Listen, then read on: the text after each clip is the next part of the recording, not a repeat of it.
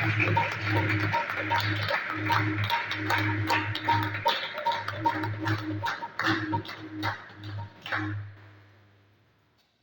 में आप सबकी सलामती हो और आपकी भी सलामती हो। आइए हम खुदा के कलाम में से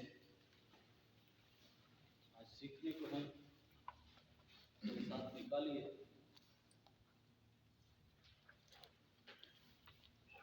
कुरान की पहली किताब पैदाइश, उसका पहला बाब पहली आयत से 5वीं आयत तक खुदा के कलाम में से हम पढ़ेंगे, सुनेंगे और समझेंगे।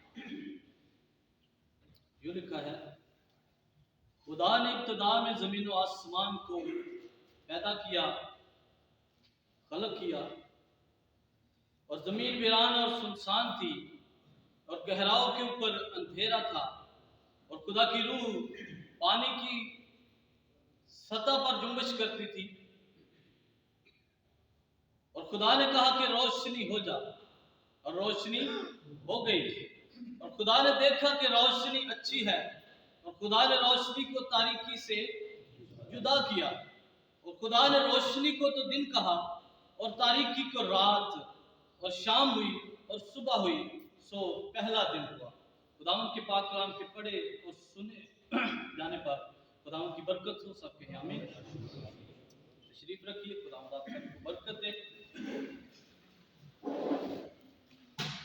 अजीजों, आज हम खुदा के कलाम में से खुदा की मर्जी के मुताबिक कुछ सीखने को हैं, क्योंकि हमारा ईमान है कि जिस चीज़ की कमी हमारी ज़िंदगी के अंदर होती है, खुदा अपने कलाम के वसीला से वो कमी दूर करता है।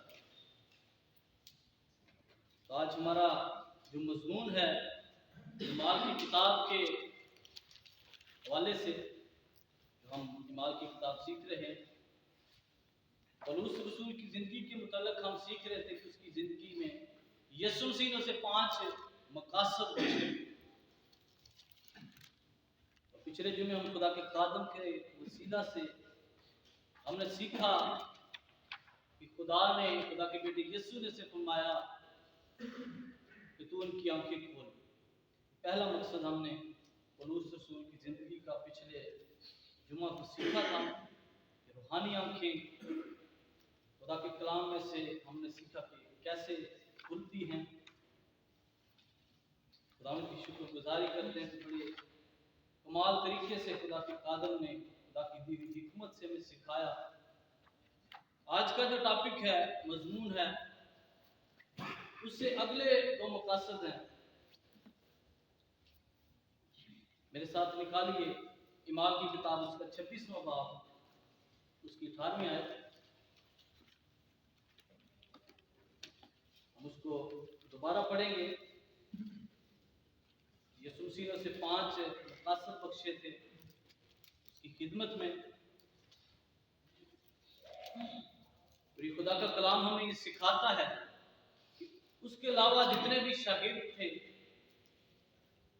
जितनों ने खुदा के कलाम में खुदा के रूह के वसीला से लिखा है, हमें यही तरीक़ेकार, ये पैटर्न हमें नजर आएगा। ये खुदा का कलाम आज हमें सिखाने को है कि सिर्फ ये पौलुस के लिए 5 मकसद नहीं थे।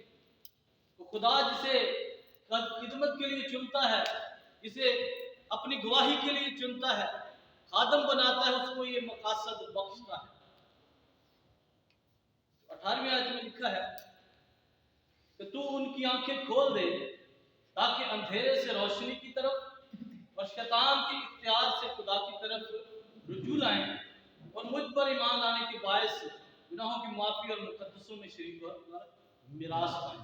ये 5 मकासद थे। एक हम सीख चुके हैं, 2 हम आज सीखेंगे। तो हमने जो मरकजी आयत, मरकजी हवाला पढ़ा है पैदाइश की किताब में, दोबारा हम उसको रिपीट करेंगे। खुदा ने कायनात के आगाज से ही इस बात को अयां किया है, जो बात यीशु मसीह ने पौलुस को बताई है कि वो उनको अंधेरे से रोशनी की तरफ लाए, उनकी आंखें खोले और उनको अंधेरे से रोशनी की तरफ लाए। क्यों? यहाँ पर पैदाइश की किताब में हमें ये लिखा मिलता है तीसरी आयत, और खुदा ने कहा कि रोशनी हो जाए, रोशनी हो गई। और खुदा ने देखा कि रोशनी अच्छी है, और खुदा ने रोशनी को तारीकी से जुदा किया। तो ये खुदा की हिकमत है, ये उसके कलाम की कुदरत है कि वो कहता है तो हो जाता है। ये हमारे खुदा की उलूहियत है। उसने कहा रोशनी हो जा, अंधेरा था। हमने पहली आयत में पढ़ा कि जमीन वीरान और सुनसान थी और गहराओं के ऊपर अंधेरा था। और खुदा ने देखा कि अंधेरा अच्छा नहीं है, तो खुदा ने कहा कि रोशनी हो जा। खुदा ने रोशनी को खलक किया, और खुदा ने कहा कि रोशनी अच्छी है। तो यीशु मसीह ने पौलुस को क्या कहा? उनको अंधेरे से रोशनी की तरफ ला, क्योंकि खुदा ने कहा है कि रोशनी अच्छी है। तो अजीजों, आज हम खुदा के कलाम में से बहुत सी बातें सीखेंगे जो आज के बाद हम ये नहीं कह सकते कि इनका हमें पता नहीं था, क्योंकि ये खुदा का कलाम हमें बार बार ये सिखाता है कि कोई रहा हुआ मालूम ना हो, कोई ये ना कहे, कोई उधर ना बयान करे, कोई बहाना ना करे कि इन बातों का मुझे तो पता ही नहीं। तो आज खुदा का कलाम हमें अंधेरे और रोशनी की तफरीक बताने वाला है। तो खुदा ने कहा कि रोशनी अच्छी है, तो खुदा का कोई मकसद था।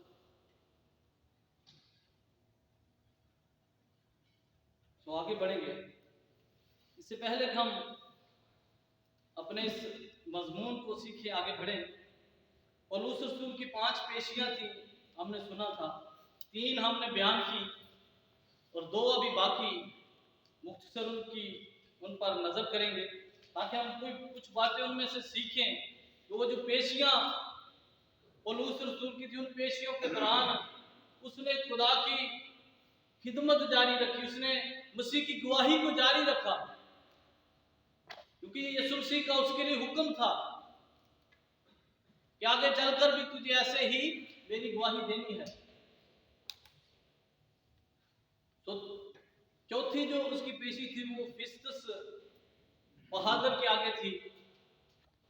ये भी फेलिक्स की जगह पर हाकम आया था, उसकी जगह तैनात हुआ था। काफी बहसो मुबाहिसा इसके साथ भी हुआ।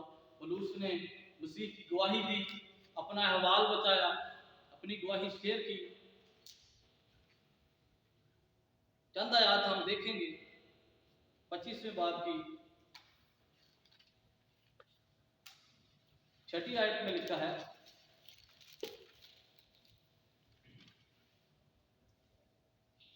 ये फिस्तस के मुतल्लिक लिखा हुआ है। वो उनमें 8-10 दिन रहकर कैसरिया को गया और दूसरे दिन तख्ते अदालत पर बैठकर पौलुस के लाने का हुक्म दिया।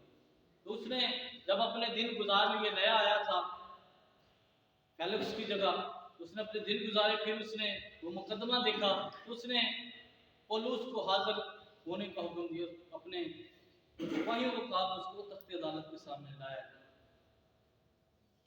फिर उसके बाद आगे हमें मिलता है कि उसने जब पौलुस के साथ बहस की, मुबाहिसा किया, तो 9वीं आयत में लिखा, मगर फिस्तुस ने यहूदियों को अपना एहसानमंद बनाने की गरज से, यही काम फेलिक्स ने भी किया था, उसने यहूदियों को अपना एहसानमंद बनाने के लिए उसको कैद ही में छोड़ दिया, उसका फैसला नहीं किया। यही काम फिस्तुस भी कर रहा है। एहसानमंद बनाने की गरज से पौलुस को जवाब दिया कि तुझे यरूशलेम जाना मंजूर है, क्योंकि यहूदियों ने यह दरख्वास्त की थी कि हम इसे यरूशलेम लेकर जाएंगे ताकि हम रास्ते में इसको कत्ल कर सके। ये कहानी, ये मुकदमा, ये पैराग्राफ हम खुदा के कलाम में से सुन चुके हैं। तो ये सारी बातें करने के बाद 12वीं आयत में लिखा, फिर फिस्तुस ने सलाहकारों से मसलहत करके जवाब दिया कि तूने कैसर की हाँ अपील की है, तो कैसर ही के पास जाएगा। क्योंकि पौलुस ने उसे कहा कि मैं यरूशलेम नहीं जाऊंगा, मैंने कैसर पे हाँ अपील की।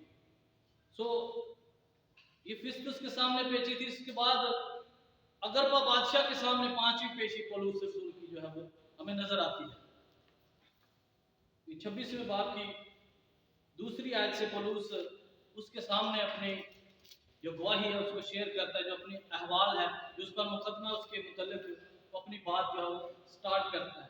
तो उसको कहता है कि अगरबा बादशाह, 26वें बाब की 2री आयत, जितनी बातों की यहूदी मुझ पर नालिश करते हैं, आज तेरे सामने उनकी जवाबदेही करना अपनी खुश नसीबी जानता हूँ, खासकर इसलिए कि तू यहूदियों की सब रस्मों और मसलों से वाकिफ है। ये बात जहन में रखिए कि जो अगरपा बादशाह था, यहाँ पर लिखा है कि यहूदियों की रस्मों और सारे जितने भी मसले थे उनके, जितने भी उनकी शरई तौर तरीके थे, उनसे वो वाकिफ था, वो सब जानता था, वो नबियों के सहायक से भी वाकिफ था।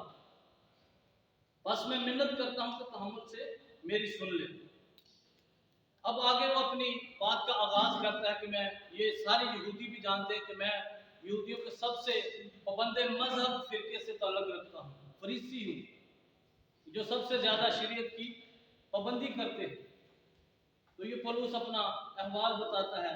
फिर इसके आगे चलते चलते वो फिर अपनी बात का आगाज करता है कि दमिश्क में जब मैं परवाना लेकर जा रहा था, तो रास्ते में खुदा के बेटे यस्सु ने मुझ पर ज़ाहिर होकर सारी बातें की। ये सारी बातें हम सुन चुके, हम सब जानते हैं कि यस्सु का पौलुस के साथ जो मुकालमा हुआ, क्योंकि 18वीं आयत उसी सबक का हिस्सा है जो हमने पढ़ी है। यीशु मसीह उस पर ज़ाहिर हुआ। पौलुस रसूल अगरपा बादशाह के सामने अपनी गवाही को पेश कर रहा है कि किस तरह से यीशु मसीह ने मुझे ये जिम्मेदारियां, ये 5 मकासद बख्शे थे, उसने मुझे खिदमत के लिए, गवाही के लिए चुना। तो ये सारी बातें जब वो करता है,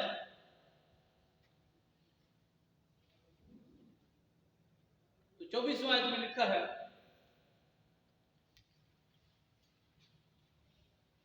जब वो इस तरह जवाबदेही कर रहा था तो फिस्तुस ने बड़ी आवाज से कहा, पौलुस तू दीवाना है, बहुत इल्म ने तुझे दीवाना कर दिया है। पौलुस ने कहा, ए फिस्तुस बहादुर, मैं दीवाना नहीं बल्कि सच्चाई और होशियारी की बातें कहता हूँ। चुनाचे बादशाह जिससे मैं दलेराना कलाम करता हूँ ये बातें जानता है, और मुझे यकीन है कि इन बातों में से कोई उससे छिपी नहीं, क्योंकि ये माजरा कहीं कोने में नहीं हुआ। जो बातें पौलुस रसूल यीशु मसीह की गवाही में बता रहा था, वो यहाँ पर फिर उन्हीं अल्फाज को बड़ी बुलंद आवाज से कह रहा है कि जो मैं बातें कह रहा हूँ, मेरा यकीन है, मुझे ये ईमान है कि अगरपा बादशाह भी इन बातों से वाकिफ है, क्योंकि ये जो वाकया यीशु मसीह का हुआ, ये किसी कोने में या छुप कर नहीं हुआ, ये पूरी दुनिया इस वाक्य को जानती है। तो ये बड़ी दलेरी के साथ अगरपा बादशाह के सामने अपनी गवाही को पेश करता है। और ए अगरपा बादशाह, क्या तू नबियों का यकीन करता है? ये सवाल उससे करता है। फिर खुद ही पौलुस जवाब देता है, मैं जानता हूं कि तू यकीन करता है। अगरपा ने पौलुस से कहा, तू तो थोड़ी ही नसीहत करके मुझे मसीही कर लेना चाहता है। Praise the Lord. जब गवाही शेयर होती है, जब खुदा का कलाम सुनाया जाता है, तो जिन कानों को वो नागवार गुजरता है, जो उस कलाम को कबूल नहीं करते, वो यही जवाब देते हैं। उनके पास यही बहाना होता है। जिस तरह अगरपा बादशाह कहता है कि तू थोड़ी ही सी नसीहत करके मुझे मसीही कर लेना चाहता है। तो जब पौलुस अपनी गवाही सुना रहा था, यकीनन वो सब उसकी गवाही से खौफजदा थे।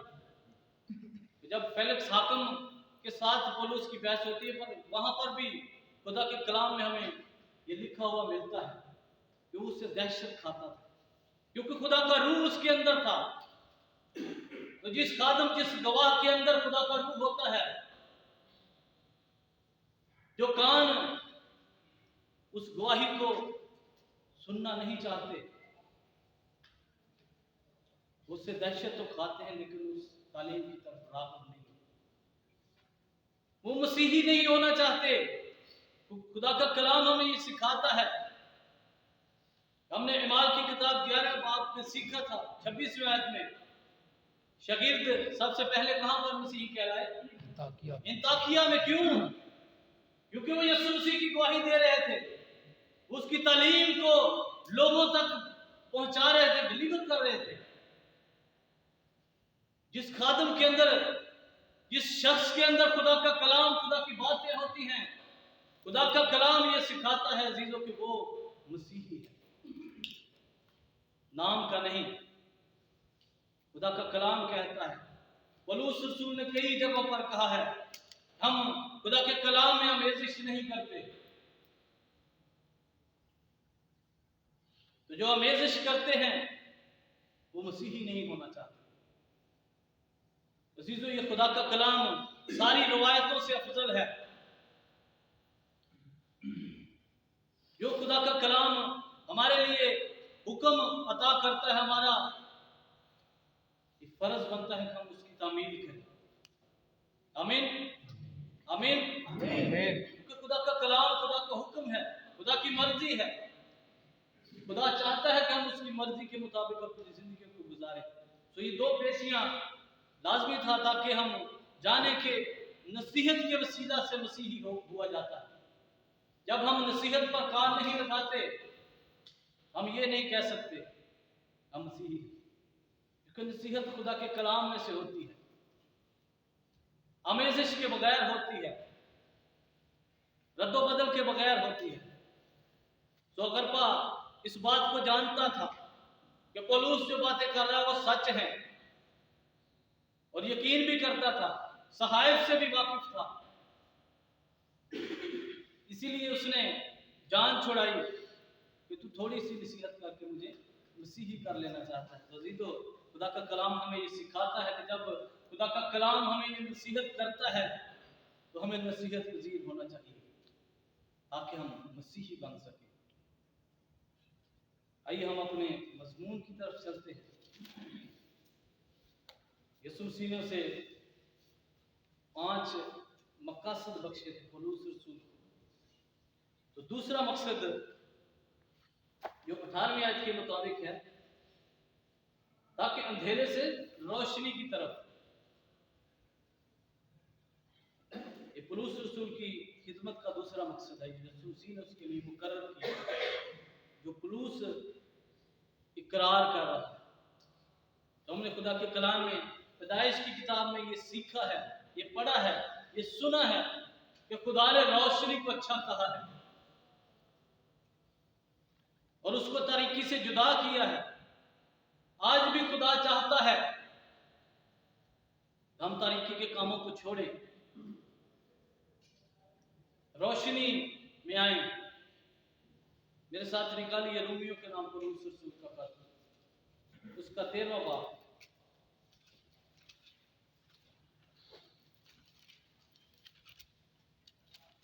अंधेरे से रोशनी की तरफ। 12वीं आयत। पौलुस रसूल इस बात को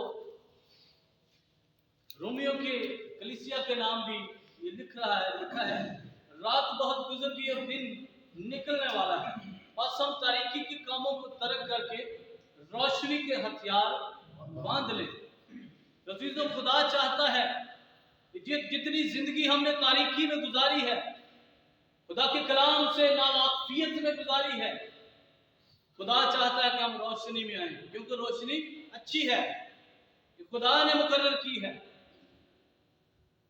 और खुदा चाहता है कि हम तारीकी के कामों को छोड़ें। लिखा है रात बहुत गुजर गई और दिन निकलने वाला है,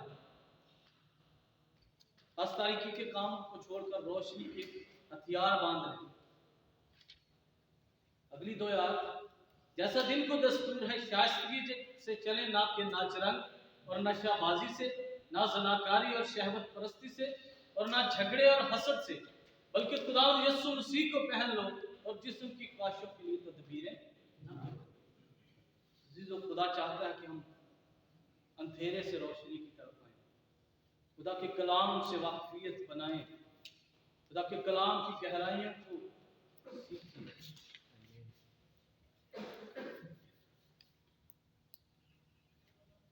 आज भी बहुत से ऐसे लोग हैं जो खुदा के कलाम के मुताबिक अपनी जिंदगी नहीं गुजारते, लेकिन अपने आप को धोखा देते हैं। उनके मुतल्लिक़ खुदा का कलाम हमें क्या सिखाता है? मेरे साथ निकालिए ईसाया नबी का सहीफा, उसका 5वां बाब। वो कहते हैं कि ये तालीम ठीक है जो हम सीखते हैं, जो हम देते हैं। उनके मुतल्लिक़ खुदा का कलाम कहता है 20वीं आयत में, साया नबी का सीखा उसका 5वां बाब 20वीं आयत। उन पर अफसोस जो बदी को नेकी और नेकी को बदी कहते हैं और नूर की जगह तारीकी को और तारीकी की जगह नूर को देते हैं और शरीनी के बदले तलखी और तलखी के बदले शरीनी रखते हैं। उन पर अफसोस जो अपनी नज़र में दानिशमंद और अपनी निगाह में साहिब इम्तियाज है। खुदा का कलाम अजीजों ये आगाह करता है, हमें ये सिखाता है कि उन पर अफसोस जो रोशनी को तारीकी और तारीकी को रोशनी कहते हैं, जिनके मुतल्लिक़ पौलुस रसूल कहता है कि वो खुदा के कलाम में आमेज़िश करते हैं, खुदा के कलाम को एज इट इज बयान नहीं करते, जैसी खुदा की मर्जी है, जैसा उस कलाम का मफहूम है। खुदा का कलाम उन पर अफसोस करता है।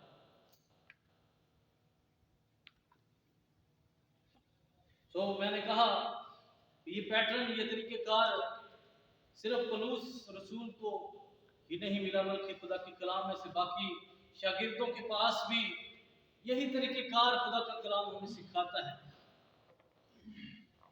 कि तारीकी की, रोशनी की और नूर की जो मुतरादफियत है, जिनका इख्तलाफ है, वो खुदा के लोगों के सामने रखें। मेरे साथ निकालिए यूहन्ना रसूल का पहला खत, उसका पहला बाब,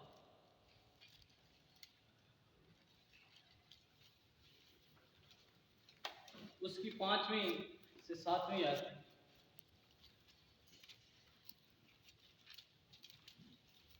यीशु मसीह ने पौलुस को कहा कि उन्हें अंधेरे से रोशनी की तरफ लाओ। 5वीं आयत में लिखा है, उससे सुनकर जो पैगाम हम तुम्हें देते हैं वो ये है कि खुदा नूर है और उसमें जरा भी तारीकी नहीं। अगर हम कहें कि हमारी उसके साथ शिराकत है और फिर तारीकी में चले तो हम झूठे हैं। अजीजों, ये खुदा के कलाम के वाज़े अल्फाज हैं, ये मेरी या किसी और खादम की बात नहीं है, ये खुदा के कलाम की, खुदा के रूह के वसीला से लिखी हुई बातें हैं। गौर से सुनिए, दोबारा पढ़ूंगा। उससे सुनकर जो पैगाम हम तुम्हें देते हैं वो ये है कि खुदा नूर है, उसमें जरा भी तारीकी नहीं।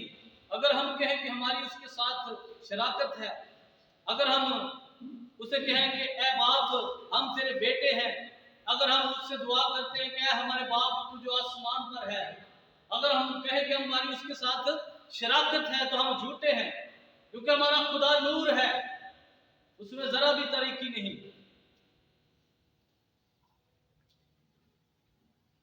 अगर हम कहें कि हमारी उसके साथ शराकत है और फिर तारीकी में चले तो हम झूठे हैं और हक पर अमल नहीं करते। लेकिन अगर हम नूर में चले जिस तरह के वो नूर में है, तो हमारी आपस में शराकत है और उसके बेटे यीशु का खून हमें तमाम गुनाह से पाक करता है। हालेलुया। अजीजों, खुदा का कलाम ये सिखाता है कि खुदा नूर है, उसमें जरा भी तारीकी नहीं। खुदा ने रोशनी को तारीकी से जुदा किया है, क्योंकि खुदा खुद नूर है। ये खुदा के कलाम में लिखा है कि खुदा नूर है। और यीशु मसीह ने, मेरा ख्याल कहीं पर फरमाया है, मेरे साथ निकालिए यूहन्ना रसूल की मार्फत इंजील, उसका 8वां बाब,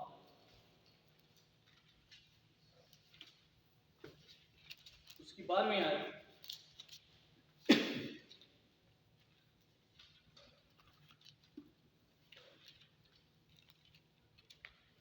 यूहन्ना रसूल अपने खत में भी लिखता है कि खुदा नूर है। यहाँ पर यीशु मसीह बड़े मजमे, बड़ी भीड़ के सामने इस बात का इकरार करते हैं, इस बात का वाशगाफ लफ्जों में बयान करते हैं। लिखा है, यीशु ने फिर उनसे मुखातिब होकर कहा, दुनिया का नूर मैं हूँ, जो मेरी पैरवी करेगा वो अंधेरे में ना चलेगा बल्कि जिंदगी का नूर पाएगा। अजीजों, खुदा ने हमें ये सिखाया कि रोशनी अच्छी है, खुदा नूर है, उसका बेटा नूर है। यीशु मसीह ने फरमाया, जो मेरी पैरवी करेगा वो अंधेरे में नहीं चलेगा बल्कि जिंदगी का नूर पाएगा। आमीन। खुदा का कलाम ये सिखाता है, ये बताता है कि हमें रोशनी और अंधेरे की तफरीक करनी है, हमें अक्लमंद होना है। जो खुदा के कलाम के बगैर मुमकिन नहीं, जो खुदा के रूह के बगैर मुमकिन नहीं, वो रूह जो हमारा उस्ताद ठहराया गया है। फिर उसके बाद 12वें बाब की 35वीं और 36वीं आयत में यीशु मसीह ने फरमाया,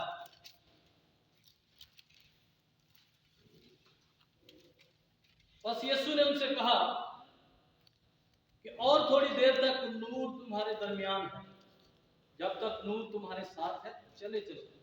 ऐसा ना हो कि तारीकी तुम्हें आ पकड़े, और जो तारीकी में चलता है वो नहीं जानता कि किधर जाता है। जब तक नूर तुम्हारे साथ है नूर पर ईमान लाओ ताकि नूर के फर्जंद बनो। खुदा नूर है। हालेलुया। अब हम कह सकते हैं कि हमारे बाप,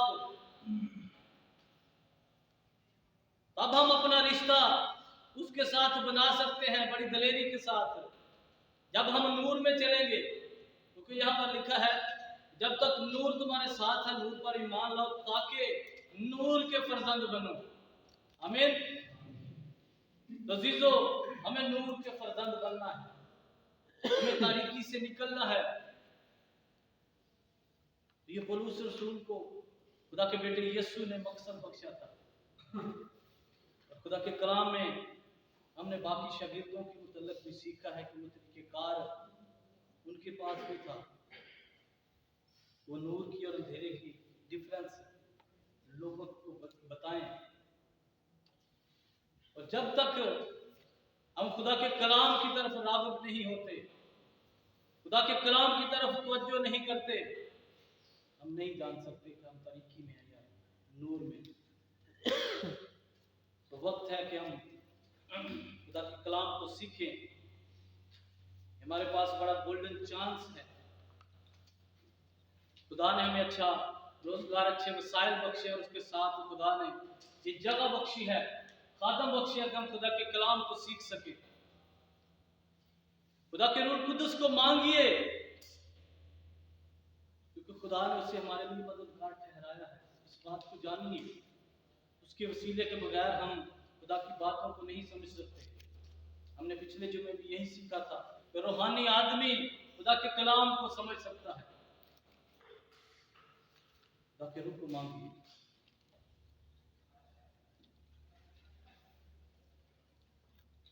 तो पहला मकसद कि तू उनकी आंखें खोल दे ताकि अंधेरे से रोशनी की तरफ आए। जब तक हमारी आंखें नहीं खुलेंगी, हम रूहानी तौर पर बेदार नहीं हो सकते, तब तक ये मुमकिन नहीं कि हम रोशनी और अंधेरे में तमीज कर सकें।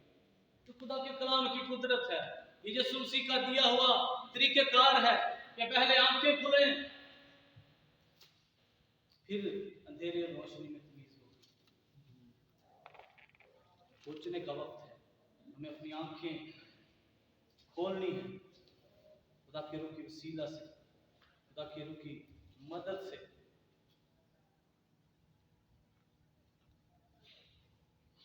बड़ा जबरदस्त इनाम है, बड़ी जबरदस्त मोहर है जिनकी आंखें खुलती हैं, जो अंधेरे से रोशनी की तरफ आते हैं। मेरे साथ निकालिए पतरस रसूल का पहला खत, उसका 2 बाब 9वीं और 10वीं आयत।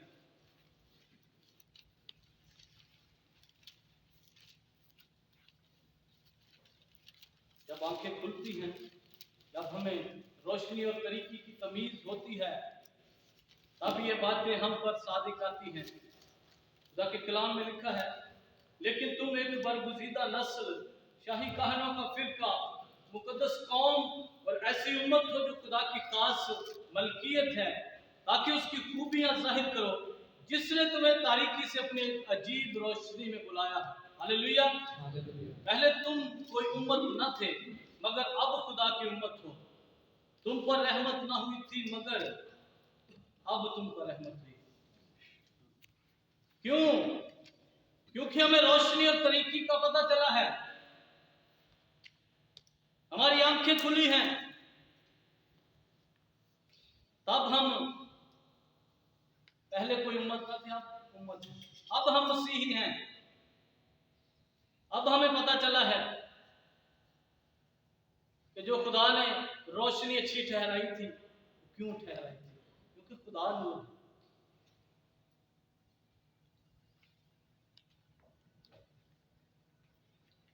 एक वाला और देखेंगे, फिर अगले टॉपिक की तरफ बढ़ेंगे। मेरे साथ निकालिए यूहन्ना रसूल का पहला खत, उसका दूसरा बाब, 9वीं 10वीं आयत, 9वीं से 11वीं आयत।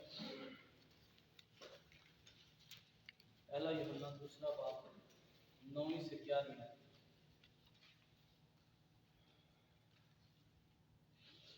जो कोई ये कहता है कि मैं नूर में हूं और अपने भाई से अदावत रखता है, वो अभी तक तारीकी ही में है। तारीकी और रोशनी की डिफरेंस खुदा बता रहा है कि हम अपनी निगाह में दानिशमंद न बने, खुदा के कलाम के मुताबिक अपनी जिंदगियों को परखें, उनको तोलें।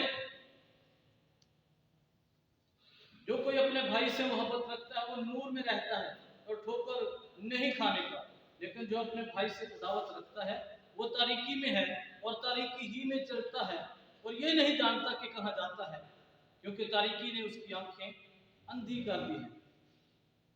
अजीजों, यही बात खुदा के बेटे यीशु ने यूहन्ना की इंजील में फरमाई कि जो तारीकी में चलता वो नहीं जानता कि कहाँ जाता है। तो हमें एक नहीं, दो नहीं, बल्कि कुली तौर पर खुदा के बेटे यीशु मसीह के हम शक्ल बनना है। लिखा है वैसा ही मिसाज रखो जैसा मसीह यीशु करना। तब हम खुदा के साथ रफाकत रख सकते हैं। अब हम कह सकते हैं हम रोशनी में। आइए आगे बढ़ेंगे। तीसरा जो पॉइंट पौलुस रसूल को मिला, जो मकसद 18वें आयत के मुताबिक लिखा है, और शैतान के इख्तियार से खुदा की तरफ रुजू लाई। लिखा था कि उसकी आंखें खोल दे ताकि वो अंधेरे से रोशनी की तरफ और शैतान के इख्तियार से खुदा की तरफ आए। उसी तो खुदा चाहता है कि जब हमारी आंखें खुलेगी तब हम रोशनी और अंधेरे में तफरीक महसूस कर सकते हैं और फिर हम शैतान के कब्जे से, शैतान के इख्तियार से खुदा की तरफ रुजू ला सकते हैं। मेरे साथ निकालिए कुरिन्थियों के नाम पौलुस रसूल का दूसरा खत, उसका चौथा बाब।